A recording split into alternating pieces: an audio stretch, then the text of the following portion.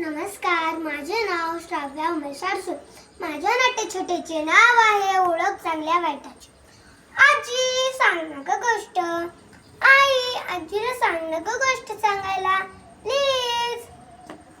अच्छा, आज ही नटखट आजीकडे गोष्टीची फरमाईश करत आहे. हो हो हो, सांगते हा. ऐका. एक होती परी राणी.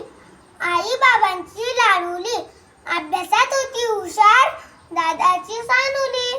टपोर डोळे तिचे गोरे गोरे गाल, होती आजी आजोबांची छकुली, सर्व शिक्षकांची लाडकी. ती रोज बसने शाळेत जायची. एक दिवस ती शाळेत जाताना तिला जाणवले की एक राक्षस तिचा पाठलाग करत आहे. तो रोज तिचा पाठलाग करायचा आणि तिला त्रास देण्याचा प्रयत्न करायचा. मग ती पण त्याच्यावर लक्ष देऊ लागली आणि त्याला आपल्यापासून लांब ठेवण्याचा प्रयत्न करू लागली. त्याला टाळायचा प्रयत्न करू लागली. मग काय झालं आजी? त्या राक्षसाने परीला खाऊन टाकले? नाही, अजिबात नाही. आपली परी खूप हुशार होती.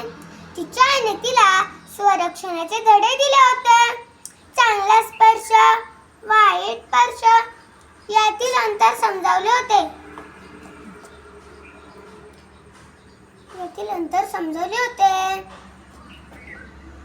बरं काय शिबाळा, हे कोणाच्या रूपात आपल्या समोर येऊ शकतात.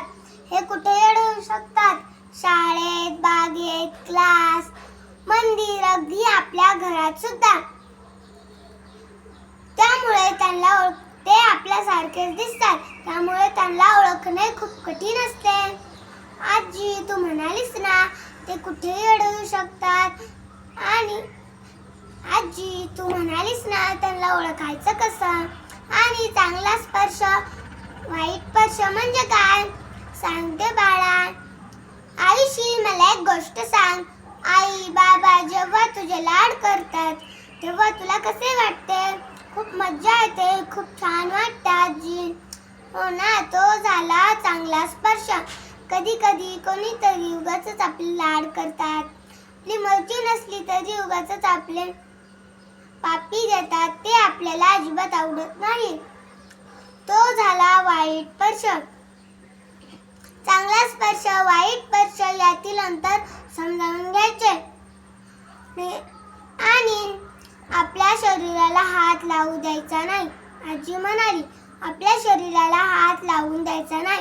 जर कोणी असा प्रयत्न केला तर नाही किंवा स्टॉप बोलायचे. जोरजोरात गोंधळ करायचा. आजूबाजूच्या लोकांना गोळा करायचे आणि त्याला चांगले बदलून काढायचे. नेहमी आपल्या आई बाबांच्या संपर्कात राहायचे. आई बाबांना सगळे सांगायचे, लपवून ठेवायचे नाही.